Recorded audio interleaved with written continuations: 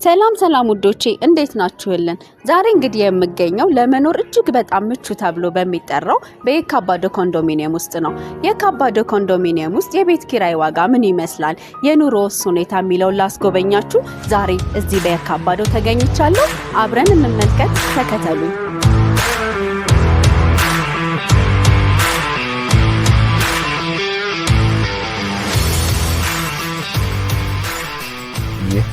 የካባዶ ኮንዶሚኒየም ይባላል። ከመሃል መገናኛ 12 ኪሎ ሜትር ርቀት ላይ የሚገኝ ሲሆን በታክሲ የ30 ብር መንገድ ነው። በከተማችን ውስጥ ካሉ ኮንዶሚኒየሞች ትራንስፖርት እንደ ልብ የምናገኝበት ሰፈር ነው።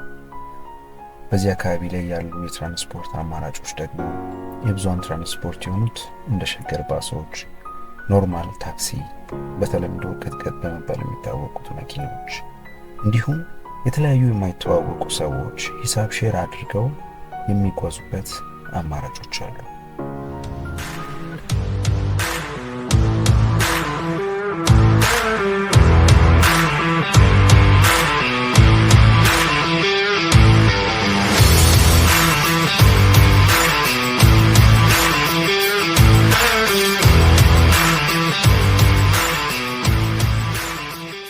ሰላም እንዴት ነው እናቴ?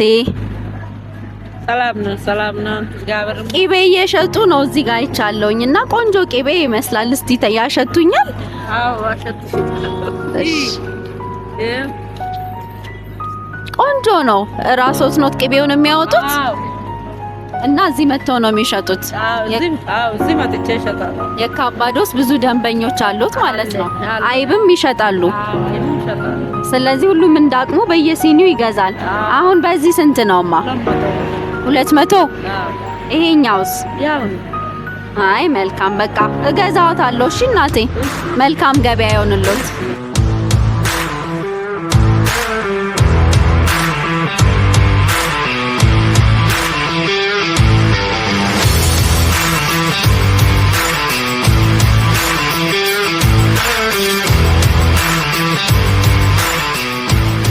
እንግዲህ በዚህ በየካባዶ ኮንዶሚኒየም G7 ተብሎ በሚጠራው አካባቢ እጅግ ያስደነቀኝና ያገኘሁት አንዱ የፖስታ አገልግሎት መኖሩ ነው።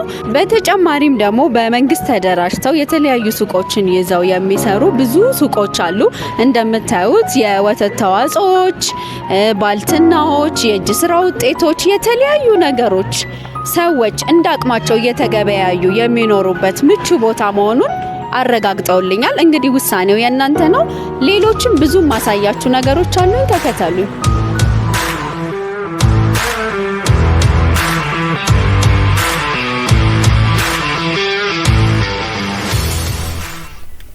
ሌላው የካባዶ ለየት ከሚያደርጉት ነገሮች ውስጥ አንደኛው ጉዳይ ደግሞ ልጆችን ለማሳደግ በጣም አመቺ ስፍራ መሆኑ ነው። ይህም በየካባዶ ውስጥ በርከት ያሉ የህፃናት ማቆያዎች፣ ትምህርት ቤቶች እንዲሁም ልጆች ደህንነታቸው በተጠበቀ መልኩ እንደ ልባቸው መጫወት የሚችሉበት ስፍራ በመኖሩ ነው።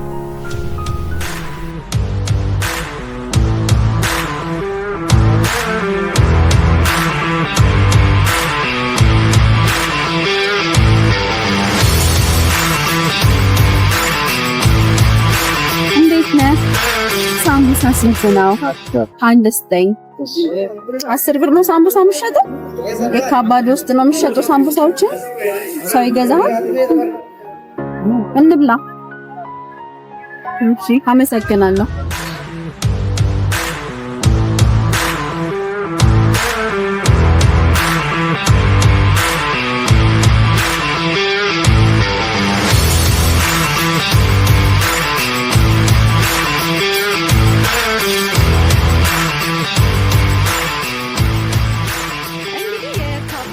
ኮንዶሚኒየም ሳይት ጉብኝቴ አሁንም እንደቀጠለ ነው።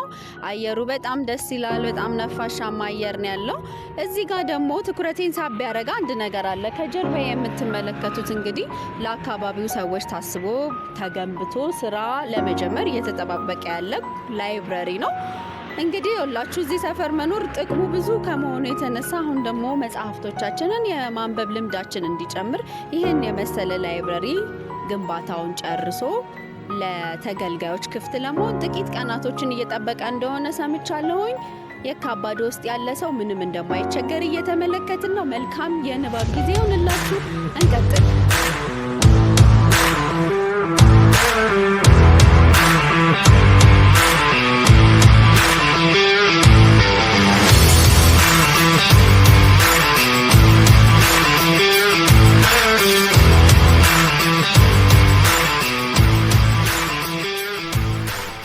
ሌላው ደግሞ በየካባዶ ውስጥ እጅግ በርካታ የንግድ ሱቆች ይገኛሉ። በዚህም ምክንያት ሁሉም ሰው እንደ አቅሙና እንደ ፍላጎቱ የፈለገውን ነገር መግዛት መሸጥ የሚችልበት አካባቢ ነው። ይህ ደግሞ በየካባዶ ውስጥ የሚኖረው ማህበረሰብ ህይወት በጣም ያቀላል።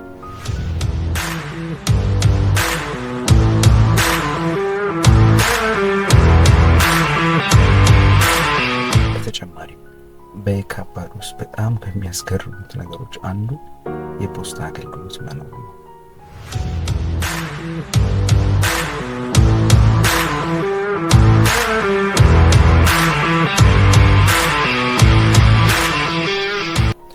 የካባዶ ከሚታወቅባቸው ነገሮች ሌላኛው ጉዳይ ደግሞ የአየር ሁኔታው ነው። ይህም ደግሞ በየካባዶ ውስጥ የሚኖረው ማህበረሰብ ከስራ ሰዓት በኋላ በእግሩ እየተንቀሳቀሰ ነፋሻማውን አየር ማጣጣም ይወዳል። እንዲሁም ልጆች እንደልባቸው ብስክሌት ለማሽከርከር እንዲመቻቸው በቂ ቦታ ተዘጋጅቶ ይገኛል። ከዚህም በተጨማሪ ደግሞ ለወጣቶች በቂ የመረብና የቅርጫት ኳስ ለመጫወት የሚያስችል ምቹ ቦታ የተዘጋጀበት አካባቢ ነው።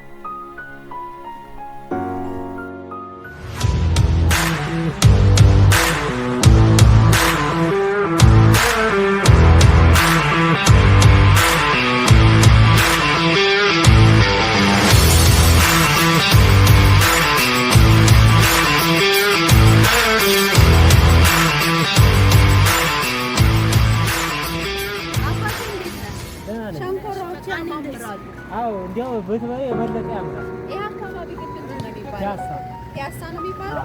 አባዶ ውስጥ ፒያሳ አለ። አባዶ ውስጥ ፒያሳ አለ። ስንት ነው ይሄ? 20 ብር። ይሄ ስትልኝ ነው ሰዎች እየገዙ ነው እየበሉ ነው። አዎ ይበላሉ። በደንብ ይሸጣል። ይሄን ጨርሰን ነው የምንገባው። ያድርገንም አለ ማያድ አይቅና እሺ በቃ ይችላል። ሰላም ከፋዱልኝ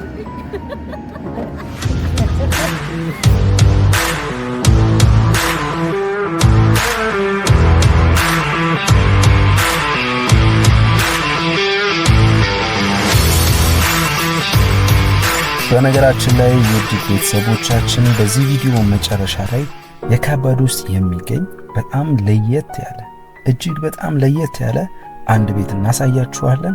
እስከ ቪዲዮ መጨረሻ ድረስ አብራችሁን እንድትቆዩ እንጋብዛችኋለን።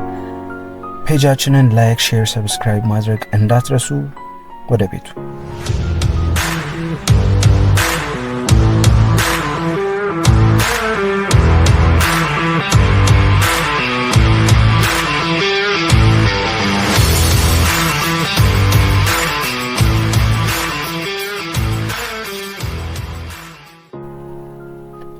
ሌላው በየካባዶ ውስጥ ከ700 በላይ የሚጠጉ ብሎኮች ይገኛሉ። ይህ ማለት ደግሞ በዚህ በየካባዶ አካባቢ በጣም ብዙ ሰው እንደሚኖር ግልጽ ነው። በዚህ አካባቢ ላይ ከሚኖሩት አብዛኛው ሰዎች ውስጥ በብዛት ያለው ተከራዮች ናቸው። እዚህ አካባቢ ላይ ያሉት የሚከራዩት ኮንዶሚኒየሞች ዋጋቸው ምንድነው ዲተርማይን የሚያደርገው ምንድነው የሚወስነው? አንደኛው ቤቱ ያለበት ብሎክ፣ ሁለተኛው ደግሞ ቤቱ የሚገኝበት ወለል ወይም ወደ ላይ ስንተኛ ፎቅ ላይ ነው የሚለው ነገር ሲሆን፣ ሶስተኛውና ዋናው ደግሞ የፊኒሺንግ ሁኔታዎች ይጠቀሳሉ።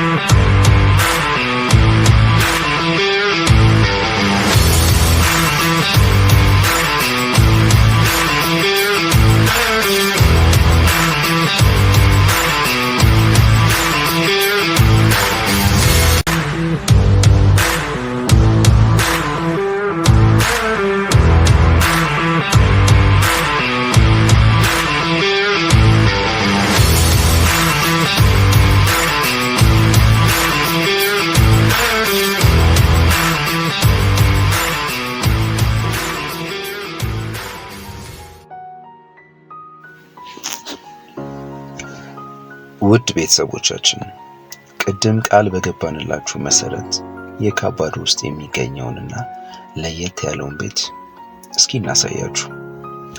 እንደምታዩት ቤቱ የፊኒሺንግ ስራው ጥንቅቅ ተደርጎ የተሰራ ሲሆን አራተኛ ወለል ላይ የሚገኝና ባለ አንድ መኝታ ቤት ነው። ነገር ግን ይህንን ቤት ለየት የሚያደርገው ነገር ምን መሰላችሁ? በቤት ውስጥ ቤት አለ። አዎ በትክክል ሰምታችኋል። በቤት ውስጥ ቤት አለ። ይህም ማለት በተለምዶ ቆጥ በመባል የሚታወቀው የመኝታ ስፍራ በዘመናዊ ሁኔታ ልቅም ተደርጎ የተሰራለት ቤት ነው።